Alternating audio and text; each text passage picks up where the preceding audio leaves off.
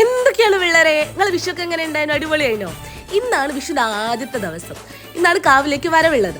അപ്പം ഞങ്ങളെല്ലാവരും രാവിലെ തന്നെ കെട്ടി ഒരുങ്ങിപ്പോയി പൂവൊക്കെ കെട്ടിക്കൊടുത്തു. സോറി, ഞാനില്ല, ബാക്കി എല്ലാവരും പോയി കെട്ടിക്കൊടുത്തു. എനിക്ക് നല്ല പനിയായിരുന്നു, അതുകൊണ്ട് ഞാൻ ഉച്ചവരെ കിടന്നുറങ്ങി.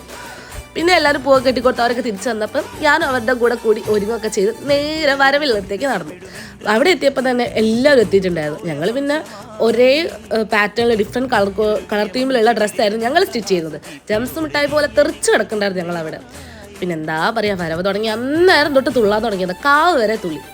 അതിൻ്റെ ആഫ്റ്റർ എഫക്റ്റ് എന്ന് വേണമെങ്കിൽ പറയാം. തടി മറന്ന് തുള്ളിയുണ്ട് എൻ്റെ ബോധം കാവിലെത്തിയപ്പോഴത്തേക്ക് പോയി. രാവിലെ തൊട്ടൊന്നും കഴിച്ചുമില്ല, പനിയുമാണ്, എല്ലാം കൂടി ആയപ്പോൾ ബോധം പോയി. പിന്നെ അവിടെ നിന്ന് ആരൊക്കെ കൂട്ടി ഒരു വീട്ടിലാക്കി കുറച്ച് വെള്ളമൊക്കെ തന്നപ്പോഴാണ് ബോധം തിരിച്ചു വന്നത്.